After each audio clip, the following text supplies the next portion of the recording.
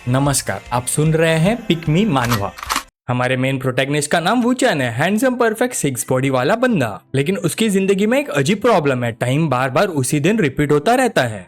शुरू में main lead को लगा कि ये तो किस्मत की बात है, ना काम की टेंशन ना फ्यूचर की फिक्र, बस मजे ही मजे। लेकिन बहुत ज्यादा टाइम तक एंजॉय करने के बाद वो बोर हो गया, इसलिए उसने बिना किसी डर के जो मन में आया वो करना शुरू कर दिया। इलीगल काम, थ्रिल ढूंढना, एक नोटोरियस गैंग को गन से खत्म कर देना, बैंक लूट लेना, क्योंकि उसे कॉन्सिक्वेंसेस की कोई चिंता ही नहीं थी। उसने तो बेकार और मीनिंगलेस लाइफ से निकलने के लिए कई बार अपनी जान लेने की कोशिश भी की थी, लेकिन हर बार वो वापस उसी दिन लौट आता था, 7 जुलाई 2020 की सुबह 7 बजे। यह कहानी है उस आदमी की जिसने 3 लाख से भी ज्यादा दिन जिए हैं, जो एग्जैक्टली 1000 साल के बराबर होते हैं। इतने लंबे समय में उसने हंड्रेड्स ऑफ लैंग्वेजेस, हैकिंग, दुनिया के एडवांस टेक्नोलॉजीज और बहुत कुछ सीख लिया। अब मेल लीड ये पूरी कहानी एक लड़की को इम्प्रेस करने के लिए सुना रहा था, लेकिन लड़की को उसकी बात पर बिल्कुल भरोसा नहीं हुआ। उसे लगा कि ये बस उसे पटाने के लिए कहानी बना रहा है। सच कहे तो मेल लीड को ऐसी बातें बोलते देखकर वो उसे थोड़ा अजीब ही समझने लगी थी। उसे लगा ये बंदा थोड़ा सा संकी है। उसने तुरंत अपनी फ्रेंड को मैसेज भेज दिया कि जल्दी आ जाए, लेकिन मेल लीड ने शांत होकर कहा, तुम्हारी फ्रेंड नहीं आएगी। ये सुनते ही लड़की हैरान रह गई। लड़की को भरोसा न करते देख वूचन बोला, उसका बॉयफ्रेंड वापस आ गया है, वो उसके साथ चली जाएगी, ऑब्वियसली उसके पास यहाँ आने का टाइम नहीं होगा। अगर तुम मुझे बिलीव नहीं करती तो 9 मिनट और 13 सेकेंड्स वेट करो, वो तुम्हें कॉल करेगी। ये सुनकर लड़की गुस्से में खड़ी हो गई, लेकिन गलती से पीछे खड़े एक आदमी से टकरा गई। वो आदमी तुरंत उसका हाथ पकड़कर कॉम्पेंसेशन मांगने लगा, कहने लगा कि उसने उसके बॉडी को डैमेज कर दिया है। लड़की ने विरोध किया, लेकिन वो मान ही नहीं रहा था। तब वूचन ने बीच में बोलकर सिचुएशन संभाली, तुम इधर आओ। प्रोवोकेशन सुनकर वो आदमी गुस्से में लॉलीपॉप झटकते हुए उसकी तरफ आया, लेकिन वूचन ने आसानी से उसे डॉच कर दिया और एक पंच मार दिया। गुस्से में वो वूचन पर झपटा, लेकिन मेल लीड ने एक जबरदस्त अटैक किया जो उसके लिए लगभग फेटल साबित हुआ और वो दूर जाकर गिरा। अपने आदमी को पीटते देख उसका बॉस हथियारों से लैस लोगों का ग्रुप लेकर आ गया। उनका इरादा मेल लीड को मारने का था, लेकिन वूचन ने शांत होकर पूछा, क्या जावलिंगी तुम लोगों को इसी तरह ट्रेन करता है? यह सुनते ही बॉस का चेहरा बदल गया। फिर वूचन ने जावलिंगी को कॉल लगाया और पूछा, तुम कहाँ हो? तुम्हारा भटका हुआ डिसेबल लोगों को परेशान कर रहा है। फोन की दूसरी तरफ से आवाज आई, तुम कौन और तुम्हें मेरा नंबर कैसे मिला? वूचन ने जवाब दिया, अगर तुम नहीं चाहते कि डोंगाई बैटल का अंजाम बदल जाए तो जरा बताओ अभी कौन सा महीना चल रहा है।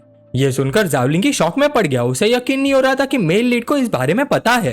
वूचन ने ठंडे लहजे में कहा, अपने लोगों को कंट्रोल में रखो, अगली बार सिर्फ फोन कॉल पर बात नहीं खत्म करूंगा।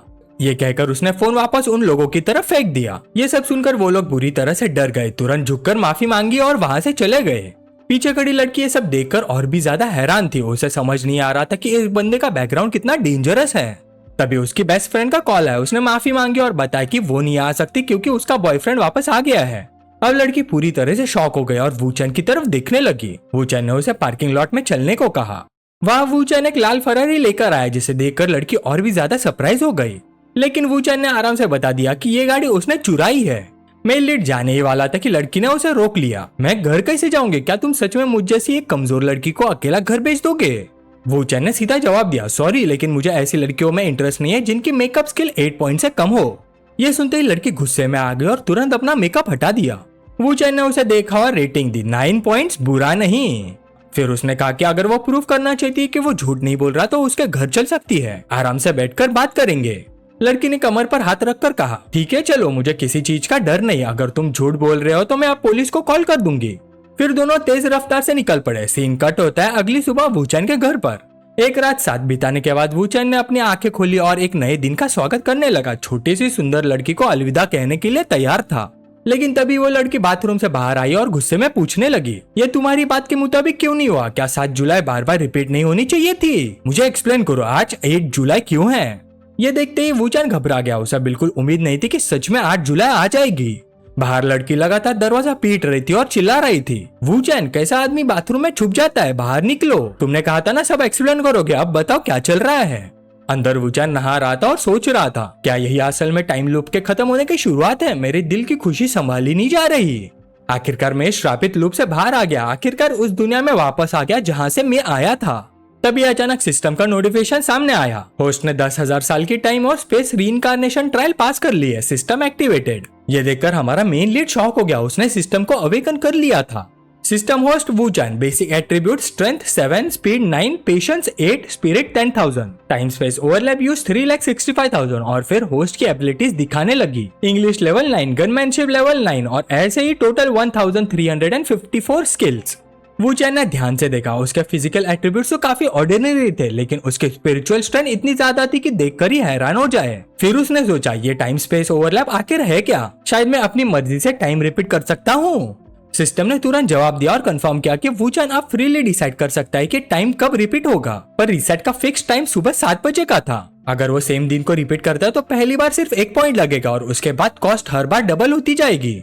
ये सुनते ही वूचान बहुत एक्साइटेड हो गया। अब उसके पास सिर्फ टाइम कंट्रोल ही नहीं था, बल्कि 1354 लेवल 9 स्किल्स भी थी, कुकिंग, फाइटिंग, शूटिंग, ड्राइविंग और ना जाने क्या क्या। पहले वो सिर्फ एक ऑर्डिनरी स्टूडेंट था, लेकिन 10,000 साल के बाद ये सब उस बात का सबूत था कि उसकी सफरिंग बेकार नहीं थी। अब सब कुछ नॉर्मल हो चुका था। उसकी करंट एबिलिटीज उसे जिंदगी में चमकने का मौका दे सकती थी। ये सोचकर वो जोर जोर से हंसने लगा। बाहर से उसकी हंसी सुनकर टियान को चिंता होने लगी। उसे लगा शायद वूचान सच में पागल हो गया है। तभी वूचान अचानक बाहर निकला। टियान ने पूछा तुम्हें क्या हुआ है, लेकिन उसी वक्त बाहर से जोर जोर से दरवाजा पीटा गया। लोग चिल्लाते हुए कह रहे थे गाड़ी वापस करो, कल रात जो कार चुराई थी उसे बाहर निकालो। ये देखकर टियान घबरा गए। उसे लगा कि वूचान ने फिर से कार चुरा ली और अब वो लोग उनके घर तक पहुंच गए। लेकिन हमारे मेल लीड को अभी तक एहसास नहीं हुआ था कि टाइम अब रिपीट नहीं हो रहा, और सच ये था कि उसने वैंग युआन की कार चुरा ली थी। ये नाम सुनते ही टियान हैरान हो गई। वो कौन है, क्या बहुत पावरफुल है? वैंग युआन का असली नाम वैंग एक्स था। 15 साल पहले वो डोंगहाई का टॉप साइंस स्टूडेंट था। उसका फ्यूचर बहुत ब्राइट माना जाता था, लेकिन कॉलेज एंट्रेंस एग्जाम के बाद समर वेकेशन में हाउसिंग डेमोलिशन के दौरान उसके पेरेंट्स को बुरी तरह से मारा गया। गुस्से में आकर वैंग एक्स ने किसी को चाकू मारकर मार डाला और उसे 3 साल की जेल हो गई। जेल से बाहर आने के बाद उसने ट्रबल क्रिएट करना शुरू कर दिया और धीरे धीरे मशहूर हो गया। उसके पास ना पावर थी, ना बैकग्राउंड, ना पैसा, लेकिन उसका आईक्यू आम लोगों से कहीं ज्यादा था। आज वैंग युआन डोंगहाई की एक मशहूर और बहुत ताकतवर हस्ती बन चुका था। वूचान जानता था कि वैंग युआन से कैसे डील करना है, लेकिन अभी टाइमिंग सही नहीं था। असल में वैंग युआन तो इस पूरे मैच का सिर्फ एक छोटा सा इशू था। सबसे बड़ी प्रॉब्लम कुछ और थी। कल वूचान ने यंग मास्टर ली का नाम यूज करके अपने आप को पावरफुल दिखाया था। अगर ये बात एक्सपोज हो गई तो बहुत बड़ा प्रॉब्लम खड़ा हो जाएगा। शायद पूरे ईस्ट चाइना रीजन के लोग उसका शिकार करने लग जाएंगे। वूचान ने अपनी कनपट्टी मलते हुए फैसला लिया। जुलाई 8, 2020 का पहला टाइम स्पेस रीसेट। इस बार उसने 1 पॉइंट खर्च किया। कोटा 3,64,999 पॉइंट्स बच गए। 8 जुलाई 2020 7 बजे सुबह वूचान ने आंखें खोली और छत की तरफ देखा।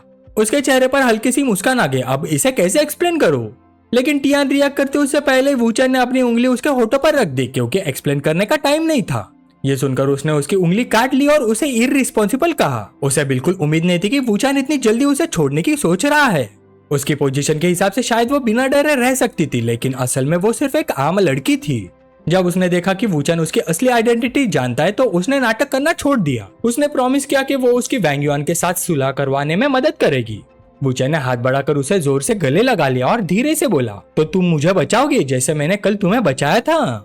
लड़की का चेहरा लाल हो गया। उसने तुरंत वूचान को दूर धकेल दिया और बोली, तुम कितने परवर्ट हो, फिर तुम इंतजार करो पीट पीट कर मरने का। तब वूचान की आवाज अचानक सीरियस हो गई। माफ करना, लेकिन जिन लोगों को मैं जानता हूँ वो वैंग युआन को चींटी की तरह कुचल सकते हैं। लड़की ने शक भरी नजर से पूछा, कौन? वूचान के दिमाग में एक चेहरा उभर आया, एक औरत, बहुत ही इंटरेस्टिंग औरत। थोड़ी देर बाद टियान वहां से चली गई, लेकिन उसके जाते ही वैंग युआन के गुंडे उसके पीछे पड़ गए। पकड़ो उसे, बॉस की कार है वो, उसे भागने मत दो। गुंडे एक्सीलेटर दबाकर वूचान की गाड़ी पर करीब पहुंचने लगे। उन्होंने बंदूक निकालकर धमकी दी, गाड़ी रोको वरना हमें बदतमीजी करने का दोष मत देना। बंदूक देखते टियान डर कर चीख पड़े, उसके पास गन्स है। लेकिन वूचान के चेहरे पर एक्साइटमेंट आ गई। इसी वजह से तो मजा आता है, कस के पकड़ लो। इतना कहकर उसने गियर बदला और गाड़ी को हद से ज्यादा स्पीड पर दौड़ा दिया।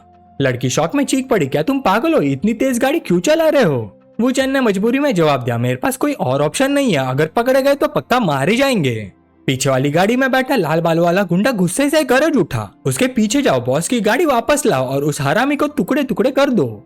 जब वूचान उस मिस्टीरियस वुमन को कॉल कर रहा था तब दूसरी तरफ से फोन कनेक्ट हुआ और एक औरत ने कॉल उठाया। वूचान बोला, मिस ली रोंग, तुम्हें एक एडवाइस देता हूँ, तुम्हारे आसपास एक ट्रेडर है, वही तुम्हारी बेट हरवाने वाला है। ली रोंग ने तुरंत तीखे लहजे में पूछा, तुम कौन हो और मेरी बेट के बारे में तुम्हें कैसे पता है?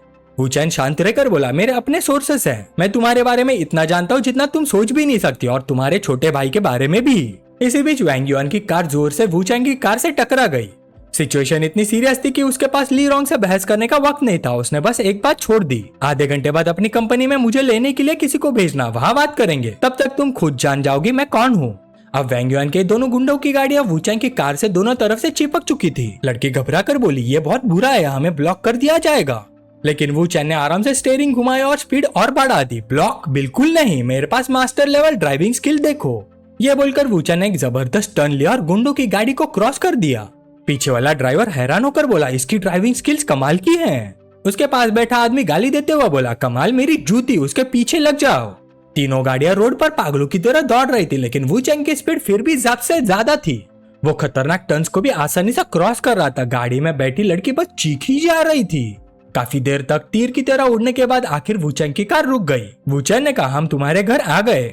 लड़की ने खिड़की के बाहर देखा, सच में उसका घर सामने था। वह हैरानी से पूछ बैठी, तुम्हें कैसे पता कि मैं यहाँ रहती हूँ? वूचैंग मुस्कुराया, छोड़ो, अगर बता भी दूं तो तुम फिर भी वही पुरानी कहानियां समझोगी।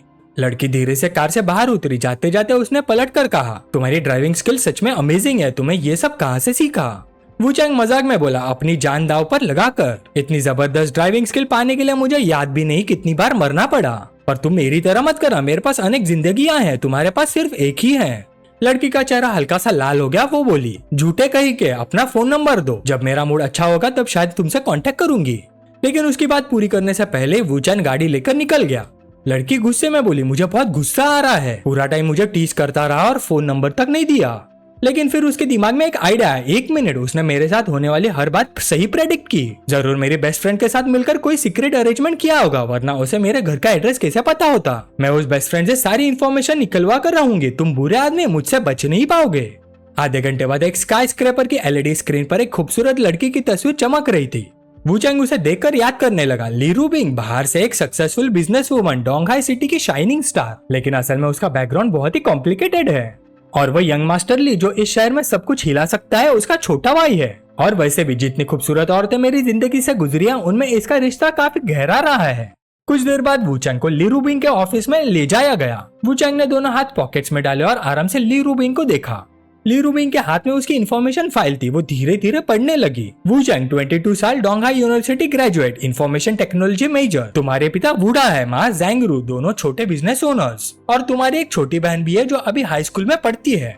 वूचैंग मुस्कुराया, ली ग्रुप वाकई पावरफुल है। सिर्फ एक फोन नंबर से ही मेरी पूरी फैमिली की इन्वेस्टिगेशन कर ली। ली रूबिंग ने सीधा उस फाइल को फाड़ दिया। तुम्हारी आइडेंटिटी बहुत ऑर्डिनरी है और कोई ऑर्डिनरी इंसान उस बात के बारे में नहीं जान सकता तुम आखिर हो कौन। वूचैंग धीरे धीरे उसकी तरफ बढ़ा। मैं तुम्हारे बारे में बहुत कुछ जानता हूँ, जैसे कि तुम्हारे पास जो ट्रेडर है वो कौन है, मुझे 1 बिलियन दो, मैं उसका नाम बता दूंगा। ली रूबिंग ने टेबल के नीचे हाथ डाला और एक पिस्तौल निकालकर सीधा वूचैंग के सर पर तान दी। एक अनजान आदमी मेरे ऑफिस में घुस आता है, कहने लगता है कि मेरे पास ट्रेडर है, फिर 1 बिलियन मांगता है। अगर तुम मेरी जगह होते तो मान जाते। मैं वार्निंग दे रही हूँ, अगर तुम्हें मुझे रीजनेबल एक्सप्लेनेशन नहीं दे सकते तो तुम यहाँ से जिंदा बाहर नहीं जाओगे। लेकिन वूचैंग बिल्कुल शांत था। उसने एक झटके में पिस्तौल का मैगजीन निकाल लिया और बोला, मुझे पता था तुम गन यूज करोगे, वरना तुम मुझे कैसे मारोगी। ली रूबिंग के दिल में तुरंत घबराहट दौड़ गई। मेरी गन तो हमेशा टेबल के नीचे रहती है, इसे कैसे पता चला? क्या ये पहले से सब जानता था? वूचैंग ने उसके हाथ से पिस्तौल ले ली, फिर शांत आवाज में बोला, मैंने तुमसे कहा था ना, मैं इंटेलिजेंस मर्चेंट हूँ। तुम टेबल के नीचे गन छुपा कर रखती हो, ये भी सिर्फ एक पीस ऑफ इंटेलिजेंस है।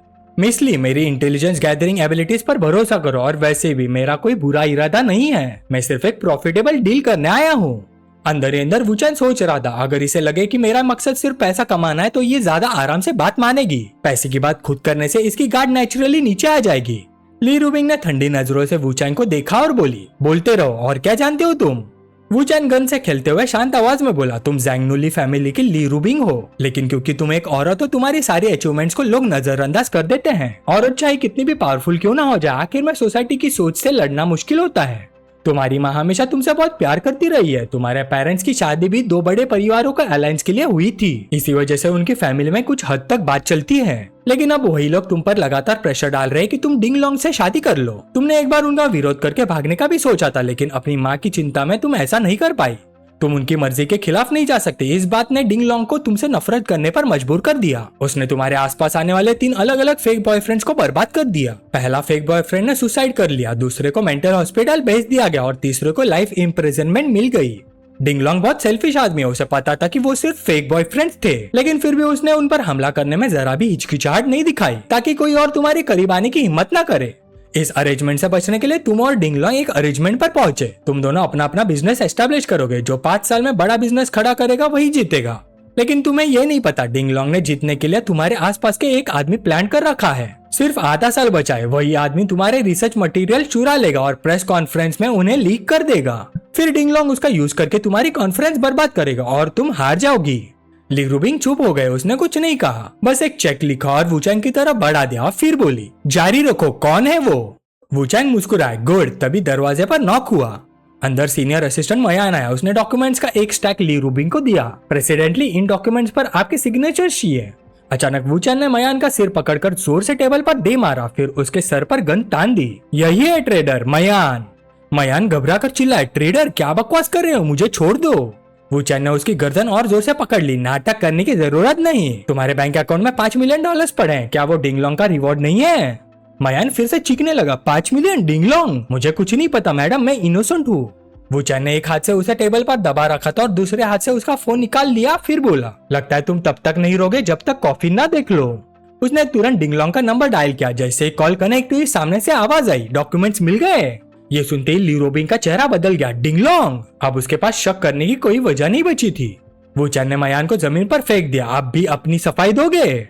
ली रूबिंग उसके पास आई और गुस्से में बोली, इतने सालों से तुम दोनों तरफ का खेल खेल रहे थे, अच्छा पैसा कमा लिया होगा है ना? इतने सालों में मैंने तुम्हें कभी बेनिफिट्स की कमी नहीं होने दी, मुझे उम्मीद नहीं थी कि सिर्फ 5 मिलियन में तुम बिक जाओगे। मयान डर के मारे घुटनों पर गिर गया। मैडम, मैंने पैसे लिए थे, लेकिन ये सब मैडम का आइडिया था, उन्होंने ही मुझे करने को कहा था। वुचैन ने शांति से गन उठाई और ली रूबिंग की तरफ बढ़ा, फिर बोला, तुम्हारी माँ कभी भी सच में नहीं चाहती थी कि तुम डिंगलोंग से शादी करो। वो खुद भी एक मैरिज अलायंस का टूल बनी थी, वो सिर्फ अपने नाना के प्रेशर के सामने झुक गई। ये सब बकवास वाली सफाई डिंगलोंग ने ही तुम्हें सिखाई होगी ना, वो ही जानता है कि तुम्हारी सबसे बड़ी वीकनेस तुम्हारी माँ है। वुचैन ने गन ली रूबिंग को पकड़ा दिया, अब फैसला तुम्हारा है, इसके साथ क्या करना है? ली रूबिंग ने आंखें बंद कर ली, कुछ सेकंड्स बाद बोली, निकल जाओ, मैं तुम्हें दोबारा नहीं देखना चाहती। मयान तुरंत खड़ा हुआ और बार बार शुक्रिया अदा करते हुए भाग गया। वुचैन ने हैरानी से पूछा, मुझे लगा तुम उसे मार दोगी। ली रूबिंग ने बिल्कुल कैजुअल अंदाज में जवाब दिया, मैं बस उसे अपने हाथों से नहीं मारना चाहती, वो आज रात तक किसी नदी के तल पे होगा। फिर उसने तीखी नजरों से वुचैन को देखा, सच कहो तो अब मुझे तुम्हारी आइडेंटिटी पर भी शक है। हो सकता है तुम्हें डिंगलोंग ने ही भेजा हो ताकि मयान को एक्सपोज करके मेरा ट्रस्ट जीत सको। वुचैन ने सिर खुजा, अभी भी मुझ पर शक कर रही हो? वैसे मेरे पास एक तरीका है तुम्हारे सारे डाउट्स खत्म करने का। ली रूबिंग ने भाई चढ़ाई, कौन सा तरीका? वुचैन मुस्कुराया, सिंपल, मैं तुम्हारा फेक बॉयफ्रेंड बन जाता हूँ। फिर उसने समझा, डिंगलोंग अपनी रेपुटेशन को सबसे ज्यादा इंपॉर्टेंस देता है, एक छोटे से बिजनेस गेम के लिए वो अपनी इज्जत दांव पर नहीं लगाएगा, इसलिए तुम्हारा बॉयफ्रेंड बनना मेरी इनोसेंस प्रूफ करने का सबसे अच्छा तरीका है। ली रूबिंग ने अपनी चिन पकड़कर सोचा, तुम्हें पता है ना मेरे पिछले 3 बॉयफ्रेंड्स के साथ क्या हुआ था? वुचैन हंस पड़ा, बिल्कुल पता है, लेकिन तुम्हारे साथ पंगा लेना मेरी जिंदगी को और इंटरेस्टिंग बना देगा। ली रूबिंग ने तुरंत गन उठाकर उसके माथे पर तान दी, मैं मानती हूँ तुम स्पेशल हो, लेकिन तुम अभी भी बहुत जवान हो, अगर तुम्हारे साथ कुछ हो गया तो अफसोस होगा, तुम्हें डर नहीं लगता? वुचैन ने बिना पलक झपकाए जवाब दिया, डराने की कोशिश मत करो, अगर तुम मुझे सच में मारना चाहती तो अब तक बाहर से लोगों को बुला चुकी होती है ना? ली रूबिंग कुछ देर सोचती रही, फिर उसने गन वापस रख दी, मैं तुम्हें पसंद करने लगी हूँ। यह कहकर वो वुचैन के पास आई, अब एक क्लोज सी फोटो लेते हैं ताकि हमारे रिलेशनशिप का प्रूफ हो। फिर वुचैन और ली रूबिंग ने मिलकर एक कोजी फोटो खींच ली। वुचैन ने मनी मन सोचा, ये फोटो शायद डिंगलोंग को फॉरवर्ड करेगी ताकि कंफर्म कर सके कि मैं उसका स्पाई नहीं हूँ।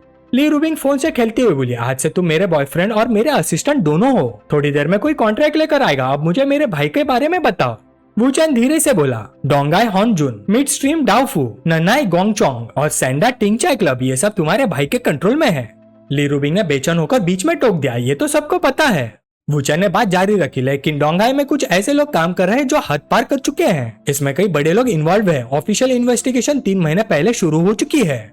मेरे कैलकुलेशंस के हिसाब से सिर्फ 1 महीने के अंदर तुम्हारे भाई का पूरा नेटवर्क तोड़ दिया जाएगा। ली रूबिंग जोर से खड़ी हो गई, क्या कहा तुमने? वुचैन शांत रहा, सिर्फ तुम्हारा भाई ही नहीं, ली फैमिली भी इस पूरे मामले में फंसने वाली है। एक बार सबूत मिल गए तो तुम्हारे भाई को जेल भेजना मुश्किल नहीं होगा, और सबसे बड़ी बात, ली फैमिली भी इस डिजास्टर से बच नहीं पाएगी।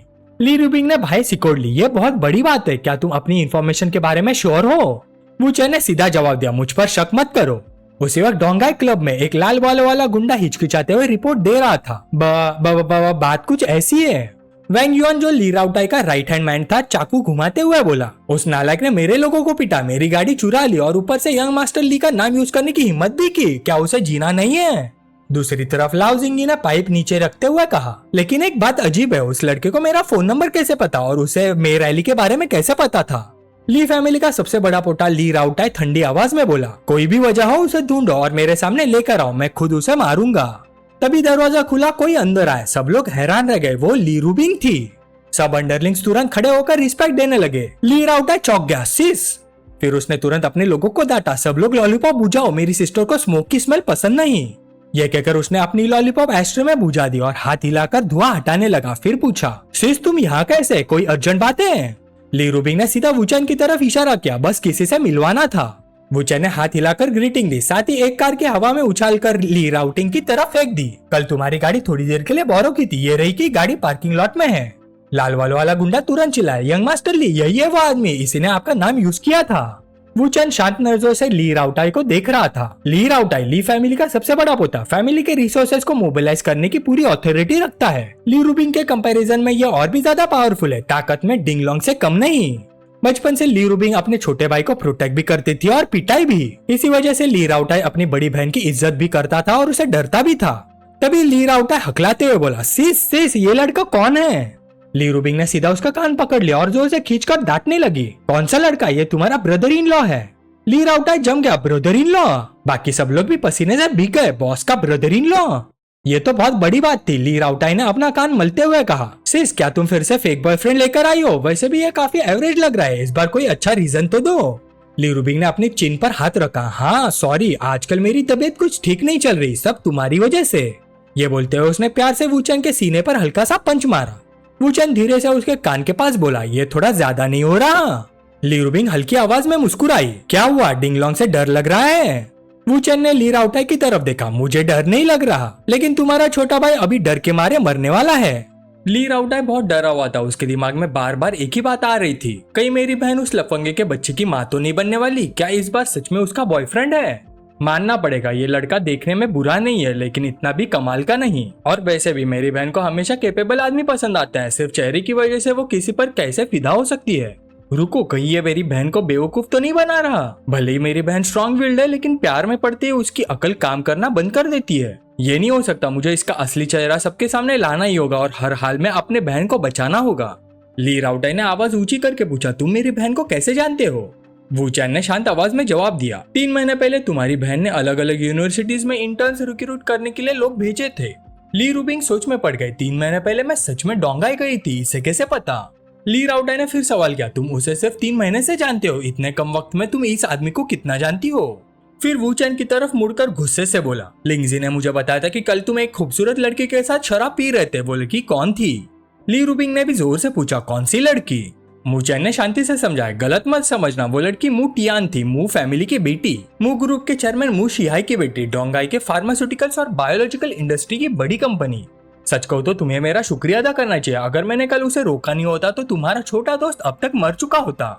डोंगाई का मू ग्रुप फार्मास्यूटिकल और बायोलॉजिकल इंडस्ट्री का लीडर था, उसका बॉस मू शिहाई एक बहुत ही मशहूर और ताकतवर शख्सियत था। अगर डोंगाई को एक विशाल ड्रैगन माना जाए तो मू ग्रुप उस जगह का असली लोकल टायरेंट था। वुचेन ने आगे कहा, चाहे तुम मू शिहाई से डरते हो या नहीं, अगर लड़ाई होती तो जीत सिर्फ उसी की होती और तुम्हें बहुत बड़ी कीमत चुकानी पड़ती। ली राउटाई हकलाते हुए बोला, तो मुझे अपने ब्रदर इन लॉ का शुक्रिया अदा करना चाहिए। ली रूबिंग मनी मन हैरान थी, मुझे यकीन नहीं हो रहा, मेरा छोटा भाई जो किसी से नहीं डरता वुचेन की 2-4 बातों से ही चुप हो गया। फिर ली रूबिंग ने बीच में रोक दिया, बस करो ये बेकार की बातें, हम यहाँ एक जरूरी काम से आए हैं, ऊपर से किसी ने हांगजुन क्लब को टारगेट करना शुरू कर दिया है। वैंग युआन और जाओ लिंगी एक साथ बोल पड़े, क्या? यहाँ तक कि ली राउटाई भी शांत नहीं रह सका, इम्पॉसिबल, मैंने सब कुछ परफेक्टली अरेंज किया था, मेरे बिना पता चले वो लोग कैसे हाथ लगा सकते हैं? वुचेन ने भाई चढ़ाते हुए कहा, तुम्हें काफी टाइम पहले शेनहू के साथ अपना बिजनेस खत्म कर देना चाहिए था और लोगों की सीक्रेट रिकॉर्डिंग करके ब्लैकमेल करना भी बंद कर देना चाहिए था।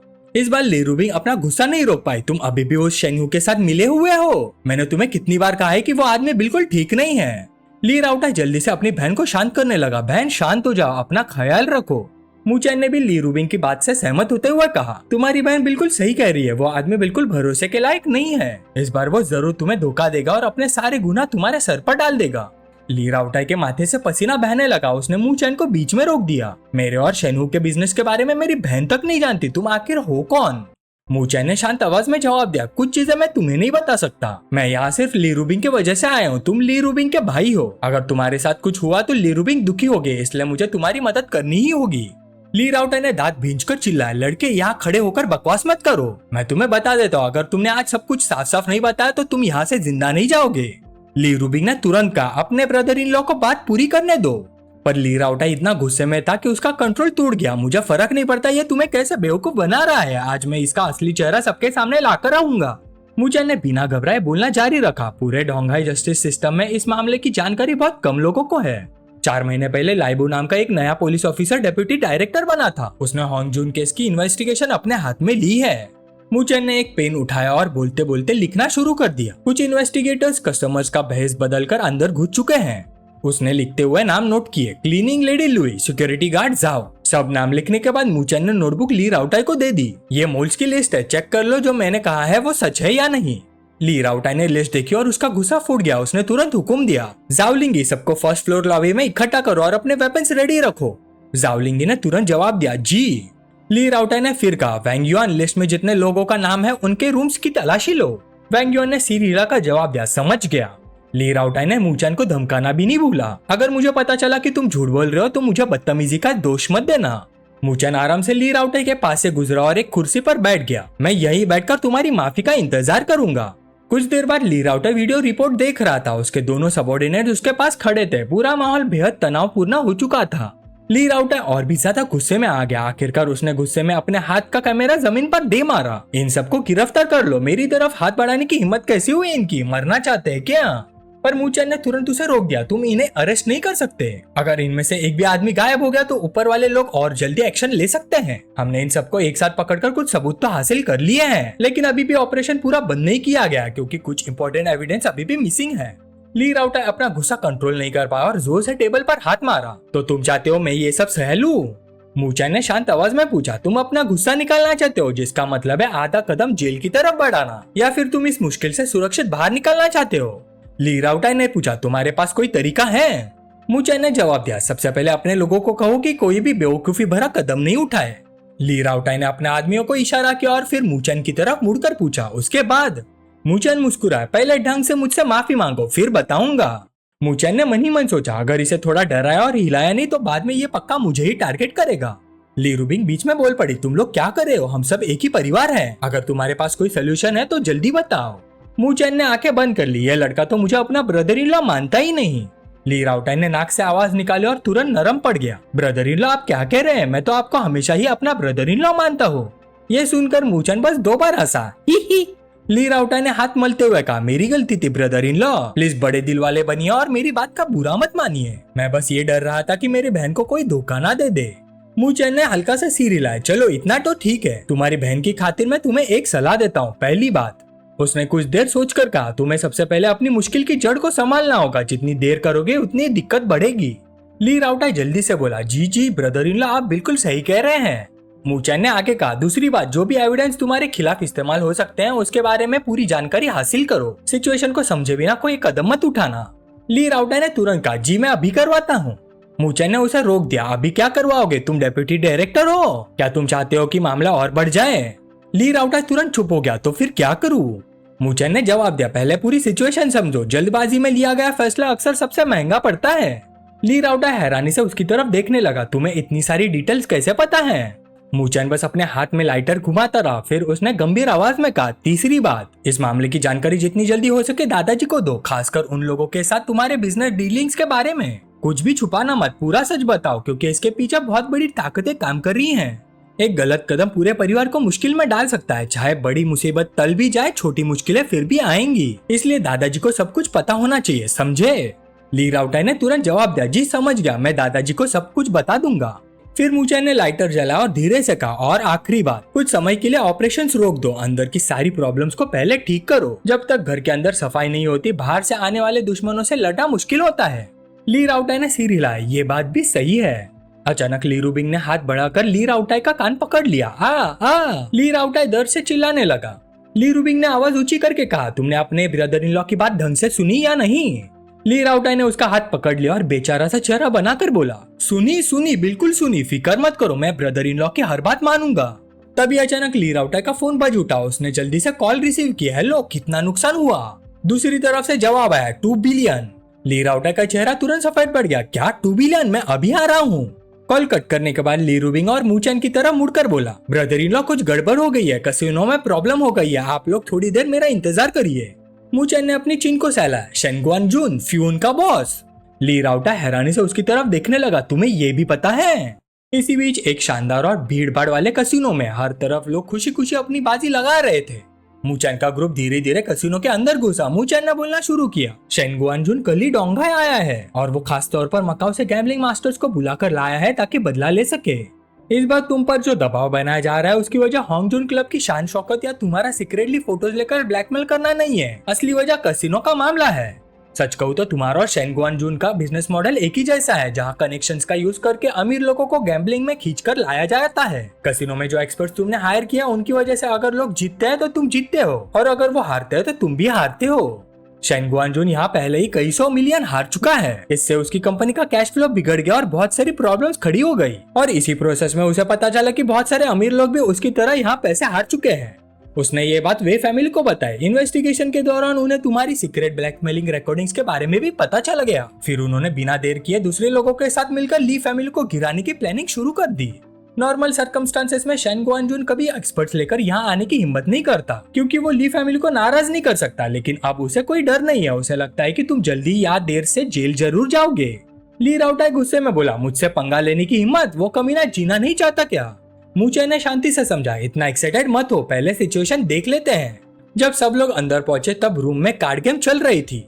फुशिंग कंपनी का बॉस शेनगुआन जून साइड में खड़ा मुस्कुरा रहा था। उसके साथ लाया गया गैम्बलिंग एक्सपर्ट अपने कार्ड्स टेबल पर फेंकते हुए बोला, मैं जीत गया। डीलर ने झुककर कहा, मैं हार गया। शेनगुआन जून ने टेबल पर पड़े चिप्स अपनी तरफ खींचते हुए जोर से हंसा, हा हा हा, आज तो मैं अमीर हो गया। ली राउटाई उसके पास जाकर बोला, बॉस शेन, लगता है आज आपकी किस्मत काफी अच्छी चल रही है। शेनगुआन जून ने मुस्कुराना बंद कर दिया और तमीज से जवाब दिया, बस ठीक ठाक, आज काफी पैसा जीत लिया है, यंग मास्टर ली को कोई प्रॉब्लम तो नहीं। ली राउटाई भी मुस्कुराए, ली फैमिली को इतने से पैसे की कमी नहीं है। शेनगुआन जून ने और छिड़ते हुए कहा, तुम्हारे सारे एक्सपर्ट्स बाहर आ गए लेकिन सब हार गए, लगता है आज तुम्हारी किस्मत साथ नहीं दे रही यंग मास्टर ली। तब तक पता नहीं कब वूचन कार्ड टेबल के पास आ चुका था। उसने कार्ड्स का डेक उठाया और बोला, पर मुझे तो ऐसा नहीं लगता। ये कहकर वूचन ने डेक को शफल करना शुरू कर दिया। कभी कार्ड्स हवा में उछलता, कभी पकड़ लेता। फिर उसने शेनगुआन जून की तरफ देखकर पूछा, बॉस शेन, मेरे साथ कुछ राउंड्स खेलने में इंटरेस्टेड हैं? शेनगुआन जून जोर से हंसा, ही। अब एक जवान लड़का खेलने आया है। यंग मास्टर ली, इतना डेस्परेट मत बनो, मैं आज तुमसे 200 मिलियन से ज्यादा जीत चुका हूँ। अगर तुम और पैसे देना चाहते हो तो मुझे कोई प्रॉब्लम नहीं। ही। ली राउटाई समझ नहीं पाया। उसने ली रूबिंग की तरफ मुड़कर पूछा, ये क्या हो रहा है? क्या ये सच में कार्ड्स खेल सकता है बहन? ली रूबिंग भी उलझन में थी, मुझे क्या पता। दूसरी तरफ बैठा गैम्बलिंग एक्सपर्ट चुपचाप मूचन को ऑब्जर्व कर रहा था। उसने मन ही मन सोचा, एक गैम्बलिंग एक्सपर्ट अपने ओपोनेंट के एक्सप्रेशंस और एक्शंस देखकर उसकी साइकोलॉजी समझता है। ये स्किल सालों के एक्सपीरियंस से आती है। यह लड़का बिल्कुल इनएक्सपीरियंस्ड लग रहा है। मैं तो सिर्फ उसके चेहरे को देखकर ही बता सकता हूँ कि उसके हाथ में कौन से कार्ड्स हैं। ली रूबिंग ने धीरे से मूचन को पुकारा है, फिर उसके कान के पास झुककर पूछा, तुम श्योर हो ना? मूचन ने धीरे से जवाब दिया, आज मैं तुम्हारा सारा पैसा वापस जितवा सकता हूँ। फिर मूचन कुर्सी पर बैठ गया और डीलर्स ने कार्ड्स बांटने शुरू कर दिए। पर मूचन ने जल्दी से अपने कार्ड्स देखने की भी कोशिश नहीं की। सामने बैठा एक्सपर्ट हैरान हो गया, अपने कार्ड्स तक नहीं देख रहा, क्या ये इसकी हैबिट है? मूचन ने आराम से एक कार्ड पलट दिया, एस ऑफ स्पेड्स। एक्सपर्ट ने तुरंत हाथ उठाया, तुम्हारा हैंड बड़ा है, बैट लगाओ। मूचन ने शांति से 500,000 के चिप्स टेबल पर फेंके। एक्सपर्ट ने मुस्कुराते हुए कहा, ठीक है, मैं कॉल करता हूँ। पहला राउंड खत्म हुआ। दूसरे राउंड में भी मूचन ने $500,000 चिप डाल दिए। डीलर ने एक्सपर्ट से पूछा, और आप सर? एक्सपर्ट ने अपना चश्मा उतारा और कार्ड्स फोल्ड कर दिए। चौथे राउंड तक एक्सपर्ट लगातार फोल्ड करता रहा। 8वें राउंड तक भी मूचन हर बार $500,000 की बेट लगाता रहा। गेम चलती रही। 15th राउंड तक दोनों तरफ से कार्ड्स खेलते जाते रहे। 21st राउंड तक भी वही हुआ। सामने वाला फिर $500,000 की बेट लगाता रहा और मूचन फिर जीत गया। मैं फिर जीत गया। ली राउटाई खुद को रोक नहीं पाया और ताना मारते हुए बोला, मिस्टर शेन, लगता है जो एक्सपर्ट आप लाए हैं उसकी किस्मत आज साथ नहीं दे रही। शेनगुआन जून ने फिर भी मुस्कुराकर जवाब दिया, हाँ, लगता है यंग मास्टर ली की किस्मत वापस आ गई है। लेकिन अंदर ही अंदर शेन गुआनजुन एक जहरीली मकड़ी की तरह अपना जाल बुन रहा था। वो सोच रहा था, छोटे बच्चे, क्या तुम्हें लगता है कि कुछ राउंड जीतकर तुम मुझे हरा दोगे? उसके दिमाग में एक्सपर्ट की बात गूंज उठी। मेरी एक आदत है, गेम शुरू होते ही मैं जानबूझकर कुछ राउंड्स हार जाता हूँ। इससे मुझे ओपोनेंट की हैबिट्स देखने का मौका मिलता है। मैं उसकी साइकोलॉजी एनालाइज करता हूँ, फिर एक ही बार में पलटवार करता हूँ। उस वक्त शेन गुआनजुन ने कहा था, सब कुछ तुम्हारे ऊपर छोड़ता हूँ मैं।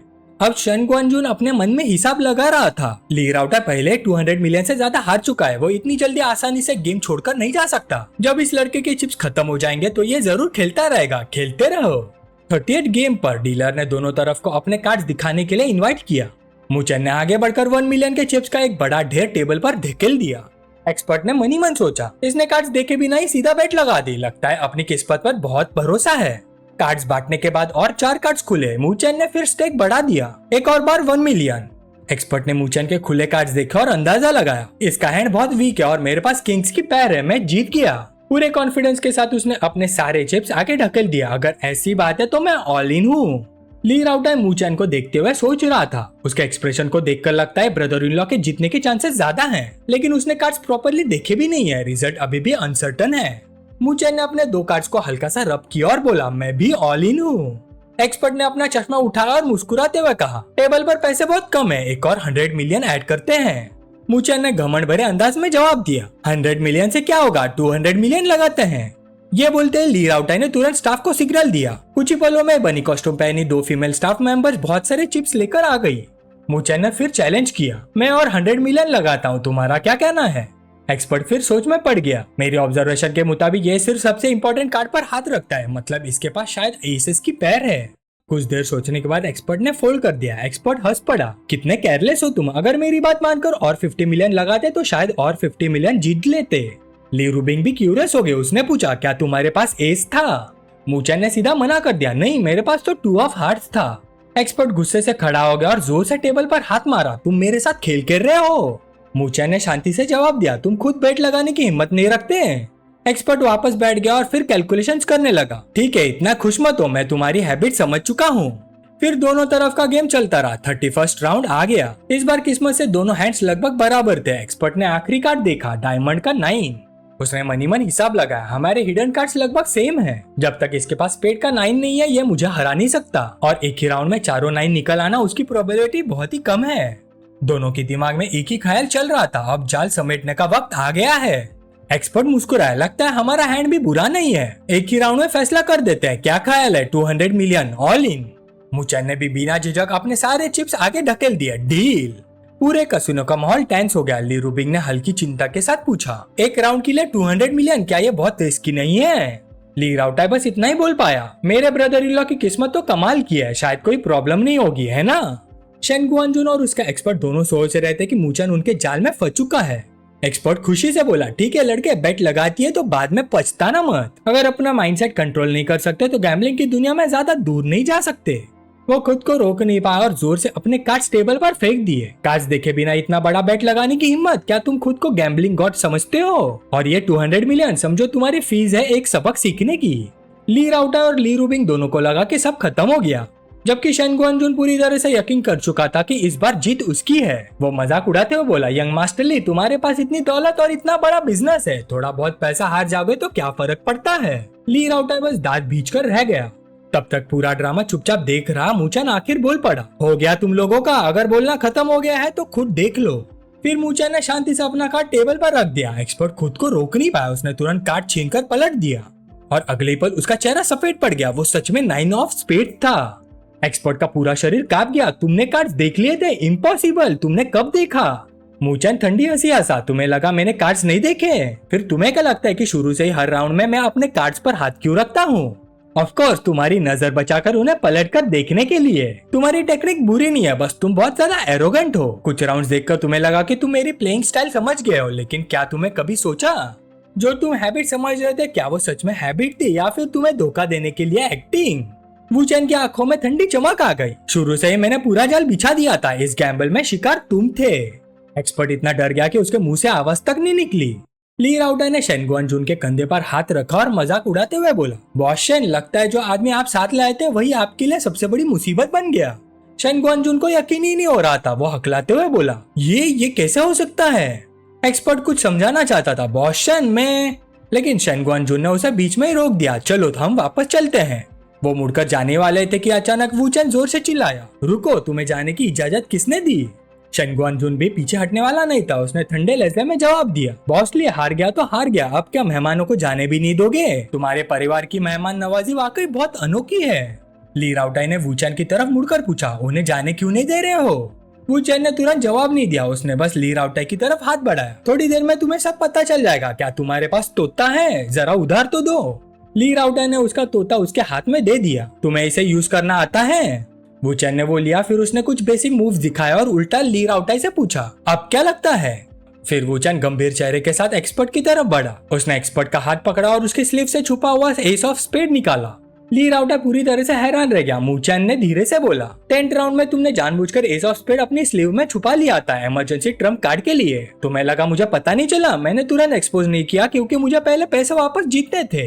ली राउटाई गुस्से से चिल्लाया, साले, मेरे कैसीनो में चीटिंग करने की हिम्मत? फिर वो शन गुआनजुन की तरफ मुड़कर बोला, बॉस शन, इसका क्या एक्सप्लेनेशन है?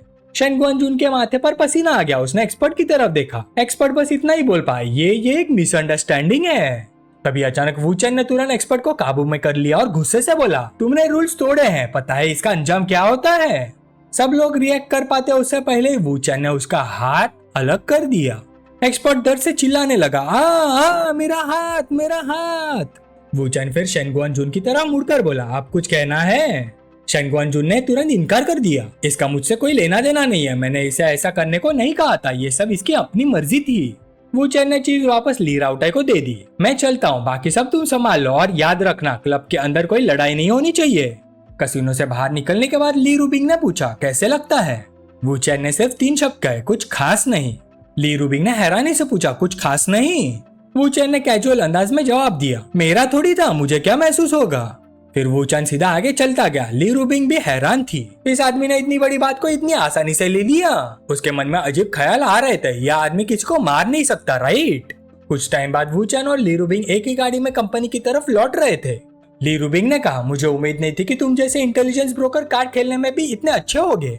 वूचन उसकी तरफ देखकर बोला, बस थोड़ी सी स्किल है और ग्रेटिट्यूड फी मत भूलना, सीधा मेरे अकाउंट में ट्रांसफर कर देना। ली रूबिंग कुछ बोल ही नहीं पाई, इस आदमी को हर वक्त पैसे ही याद रहते हैं। तभी अचानक वूचन कार की खिड़की के पास झुककर बाहर देखने लगा। ली रूबिंग ने पूछा, क्या हुआ? वूचन पीछे टिक कर बोला, हमारे पीछे 2 गाड़ियां लगी हुई हैं। ड्राइवर ने भी रिपोर्ट दी, मैडम पीछे वाकई कुछ गाड़ियां हमारा पीछा कर रही हैं। ली रूबिंग ने तुरंत ऑर्डर दिया, उन्हें कट ऑफ करो। फिर दांत बींचकर बोली, डिंगलोंग, वो पॉवर्ड मुझे फॉलो करने की हिम्मत कर रहा है। लेकिन वूचन को ऐसा नहीं लगा। उसने मन ही मन सोचा, नहीं, ये डिंगलोंग के लोग नहीं है, इनका टारगेट ली रूबिंग नहीं है। वूचन ने ली रूबिंग का हाथ पकड़ लिया, ली रूबिंग डरो मत, मैं हूं ना। ली रूबिंग को लगा वो बस मौका देखकर एक्टिंग कर रहा है। ओह, फ्लर्टिंग बुरी नहीं है तुम्हारी, मैं तो लगभग मान ही गई थी। फिर उसने अपना हाथ छुड़ा लिया, फिर बोली, तुम्हें भूख लगी होगी ना, आज तुमने काफी हेल्प की है, मैं तुम्हें डिनर खिलाती हूँ। इसके बाद ली रूबिंग वूचन को एक यूरोपियन स्टाइल होटल रेस्टोरेंट में ले गई।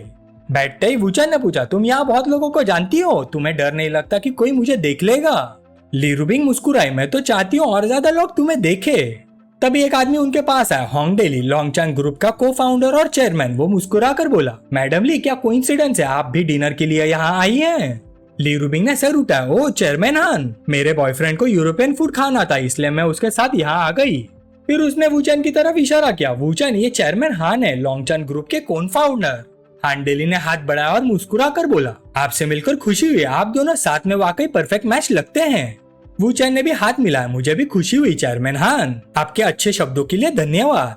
फिर हांडेली ने अपनी घड़ी देखी, माफ कीजिए, मैं आपकी डेट डिस्टर्ब नहीं करना चाहता, मेरे क्लाइंट्स आ गए हैं, मुझे इजाजत दीजिए। हांडेली के जाते ली रूबिंग बोली, हांडेली बुरा इंसान नहीं है, उसके काफी कनेक्शन है और वो डोंगाई चेंबर ऑफ कॉमर्स का स्टीवर्ड भी है।